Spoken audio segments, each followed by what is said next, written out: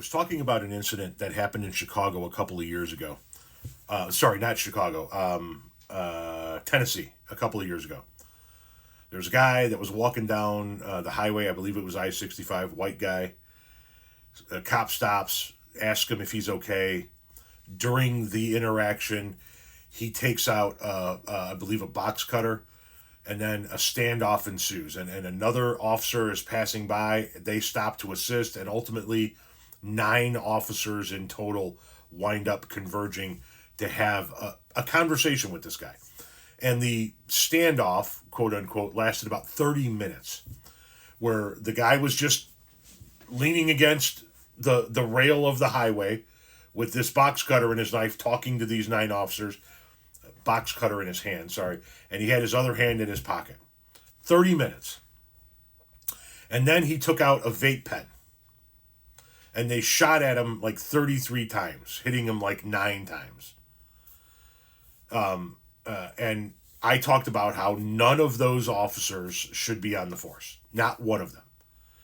If there are 9 of you that spend 30 minutes interacting with somebody in a standoff situation like that, and not one of you can come up with a non-lethal way of ending that situation, then none of you belong on the force.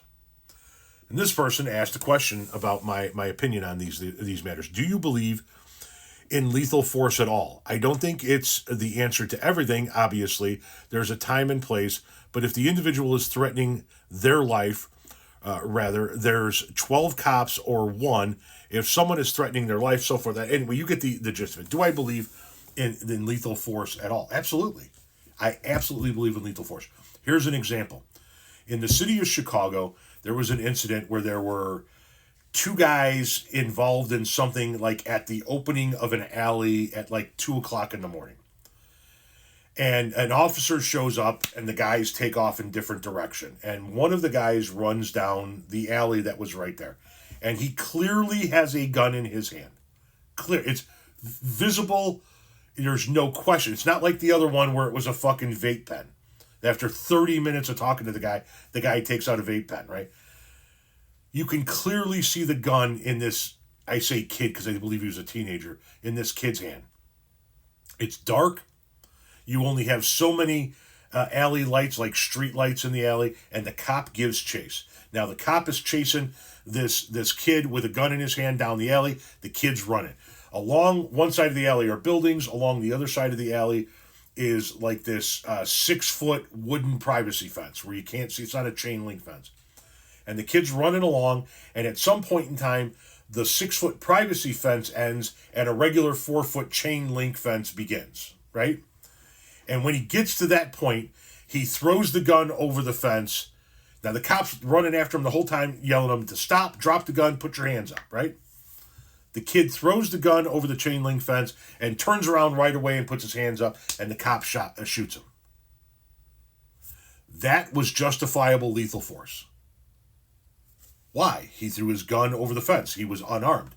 Because in the dark of night, when you're chasing somebody that you know has a gun, and they make a sudden move to stop after you've been yelling at them and turn around, you must assume that your life is in danger at that point in time. You must assume that kid is turning around to aim that gun at you and fire at you because your eyes can't adjust that quickly.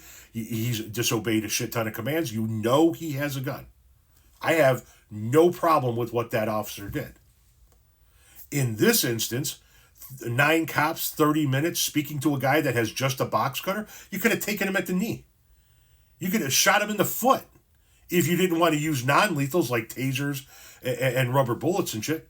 You didn't have to fucking shoot him in the chest and back. And oh, by the way, of the whatever 9 or so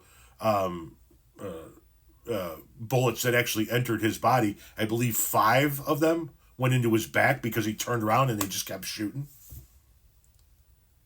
I have no problem with lethal force where lethal force is warranted. But I also expect that police officers should be highly trained, first and foremost, to be able to tell the difference between a gun and something that's not a gun, or, more importantly, highly trained enough to be able to diffuse situations like a 30-minute standoff with a guy who's clearly having a mental episode while holding a box cutter on the side of a highway. I don't think lethal force was warranted in that instance.